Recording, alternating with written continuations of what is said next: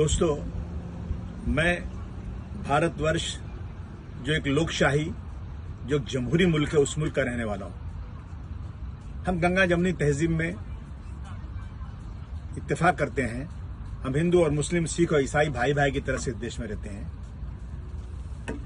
क्या यही जमहूरियत है कि आपने एक मस्जिद जो कही जा रही है कि मंदिर तोड़ के बनाई गई थी, इसकी सारी इंक्वायरी हुई। सुप्रीम कोर्ट के जज साहब कहते हैं कि वहां मंदिर थी, ये कोई सबूत नहीं है।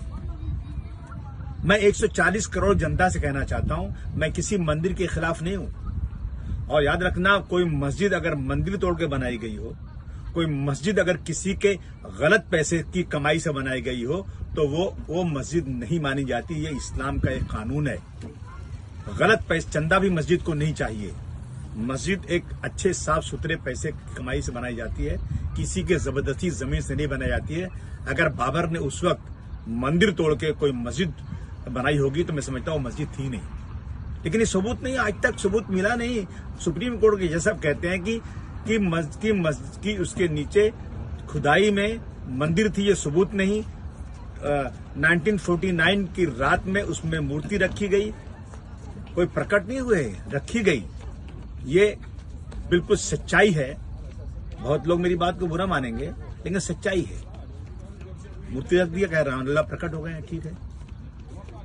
उसके बाद 6 दिसंबर को बाबरी मस्जिद पूरे दिन के उजाले में लाखों लोग गए और उस मस्जिद को मिस्मार कर दिया। किसी को सजा नहीं दी। वाह मेरे देश का कानून, वाह।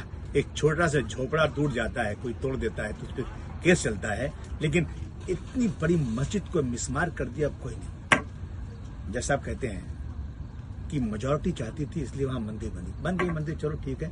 हमने कोई मुसलमान ने इसके खिलाफ कुछ नहीं कहा।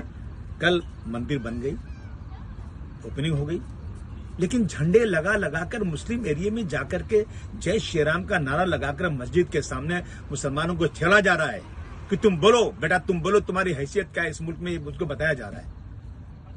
मैं इस देश के वो लोग जो बड़ी कुर्सियों पर बैठे हुए हैं, मैं उनसे गुजारिश करना चाहता हूं, मत छेड़िए, मत परेशान कीजिए हमको। हमने इस मुल्क के लिए खून दिया है, हम इस मुल्क के चाहने वाले हैं।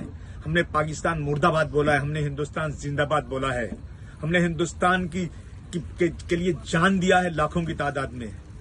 आप हिंदू भाइयों को मंदिर मुबारक हो, जहां खूब पूजा करें, हम कभी उसकी कोई अपोज नहीं करते। लेकिन आप आकर मस्जिद के सामने आकर जय श्री राम बोलकर हमें गाली दे रहे हो, हमारी मस्जिदों के ऊपर गेरुआ झंडा लगाकर हमें मार रहे हो, मैं कहना चाहता हूं ये बंद कर दीजिए।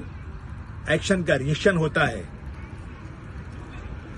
जलेंगे हम तो जल जाएगा सारा गुलसिता माली, समझ मत सहने गुलशन में मेरा ही आशियाना है। बंद कीजिए इसको, भाईचारगी बढ़ाइए।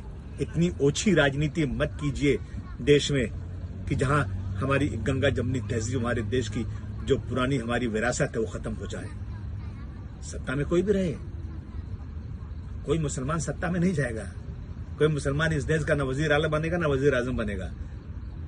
लेकिन हमें मत परेशान कीजिए, हम इस देश के चाहने वाले हैं। बंद कीजिए।